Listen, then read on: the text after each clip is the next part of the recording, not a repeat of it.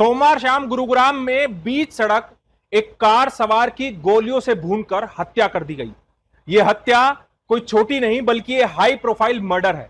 आपको इस खबर में दिखाएंगे कि बॉलीवुड सिंगर फाजल पुरिया पर हमला करने के बाद अब उनके किस साथी को मौत के घाट उतारा है।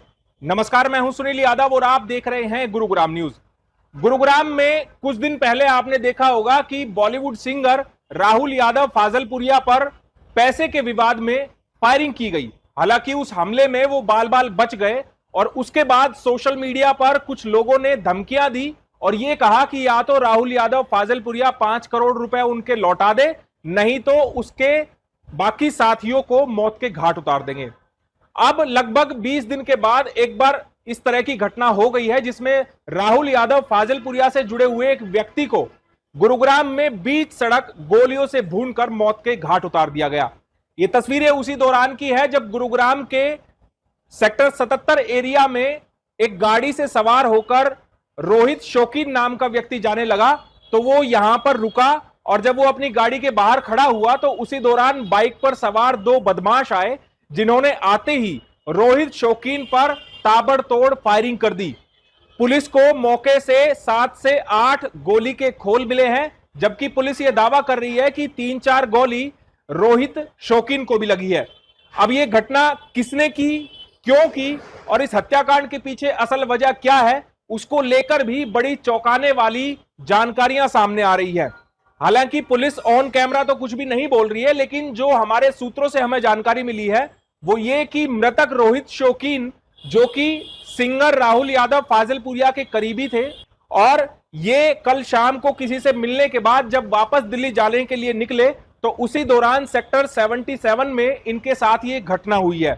पुलिस ने जानकारी दी है कि मृतक रोहित शौकीन दिल्ली के नांगलोई के रहने वाला था। सूत्रों से हमें यह जानकारी मिली है कि मृतक रोहित शौकीन के पिता ने कुछ महीने पहले दिल्ली पुलिस कमिश्नर को एक शिकायत दी थी जिसमें जिक्र किया गया था कि दीपक नांदल नाम का व्यक्ति जिसने कुछ समय पहले उनके बेटे के साथ मिलकर राहुल यादव फाजलपुरिया के लिए गाने बनाने के लिए उसको गारंटर बनाया था और अब वो पैसा लेने के लिए उसके बेटे को जान से मारने की धमकी दे रहा है।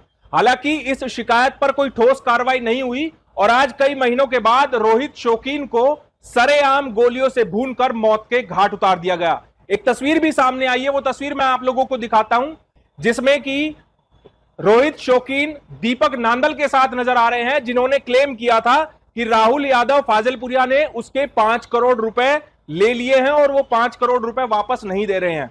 इस पूरे घटनाक्रम को अब सिंगर राहुल यादव फाजलपुरिया पर जो हमला हुआ 14 जुलाई को उससे जोड़कर देखा जा रहा है और यह कहा जा रहा है कि अब राहुल यादव फाजलपुरिया के करीबियों को निशाना बनाया जा रहा है और उनको सरेआम गोलियों से भूना जा रहा है। हालांकि इस पूरे मामले में गुरुग्राम पुलिस का कहना है कि वो इन्वेस्टिगेशन कर रही है और जो भी तथ्य इस पूरी घटना में सामने आएंगे उसके अनुसार कानूनी कार्रवाई की जाएगी।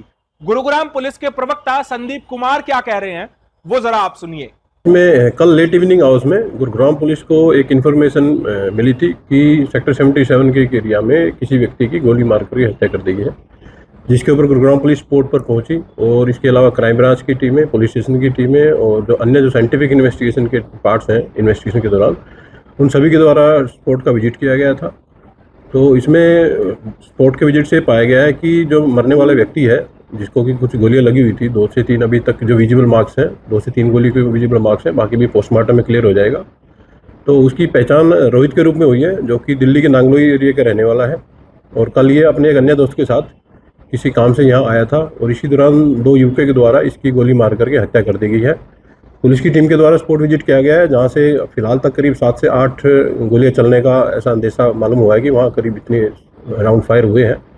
स्पॉट से पुलिस के द्वारा साइंटिफिक एविडेंस कलेक्ट किए गए हैं और फर्दर जो केस की इन्वेस्टिगेशन इसमें की जा रही है। सर कैसे आए थे हमलावर?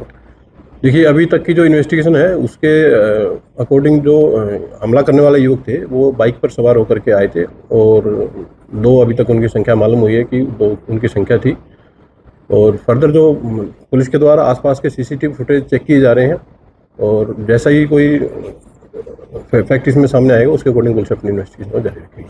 सर इसका कोई बैकग्राउंड क्या निकल कर सामने आया है जो तक है? देखिए अभी तक केस बिल्कुल प्राइमरी स्टेज पर है, ये जो युवक रोहित है ये दिल्ली का रहने वाला है और मालूम हुआ है कि यहाँ ये किसी से कुछ पैसे लेने के लिए कल आया था। पुलिस हर एंगल से केस की जांच कर रही है और जांच में जैसे जैसे तथ्य आएंगे उसके अकॉर्डिंग जांच आगे जारी रहेगी। सर ऐसा जानकारी मिली है कि जो मृतक है रोहित शौकीन, इसका सिंगर राहुल यादव फाजिलपुरिया से संबंध है और उसी केस में जिस केस में देखिए, राहुल यादव पर फायरिंग हुई थी उसी पुलिस केस के द्वारा हर एंगल को सामने रख करके, हर तथ्य को सामने रख करके जांच की जा रही है और फिलहाल तक ऐसी कोई बात पुलिस की नॉलेज में नहीं आई है। फिलहाल तक यही मालूम हुआ है कि ये कल किसी व्यक्ति से यहाँ कुछ पैसे लेने के लिए आया था और ऐसा भी कुछ सोर्सेज ने बताया है कि इसका कुछ मॉनेटरी डिस्प्यूट दिल्ली में किसी व्यक्ति के साथ चल रहा था। फिर भी पुलिस हर एंगल से केस की जांच कर रही है और जांच के दौरान जो भी तथ्य सामने आएंगे वैसी पुलिस की कार्रवाई जारी रहेगी। हालांकि इस मामले में हमने बॉलीवुड सिंगर राहुल यादव फाजिलपुरिया से प्रतिक्रिया लेने की कोशिश की, लेकिन उनकी तरफ से कोई भी पक्ष मीडिया में अभी नहीं रखा गया है। अब सिंगर राहुल यादव फाजिलपुरिया की जान को और खतरा बढ़ गया है। जिस तरह से उनके करीबी रोहित शौकीन को सरेआम गोलियों से भून दिया गया, ऐसे में अब सुरक्षा पर सवाल उठ गए हैं कि राहुल यादव फाजिलपुरिया कितने सुरक्षित हैं, क्योंकि पिछले महीने ही राहुल यादव पर सरेआम फायरिंग की गई और अब उनके करीबी को सरेआम गोलियों से भून दिया गया। देखना होगा इस मामले में गुरुग्राम पुलिस कितनी जल्द आरोपियों तक पहुंचती है। हालांकि राहुल यादव फाजिलपुरिया पर भी फायरिंग करने वाले अभी तक पुलिस की गिरफ्त से बाहर हैं। इस खबर के बारे में आप हमें अपनी राय कमेंट करके जरूर दीजिएगा। साथ ही साथ आप इस खबर को जरूर शेयर कीजिएगा ताकि सभी लोगों तक सही जानकारी सही समय पर पहुंच पाए। नमस्कार।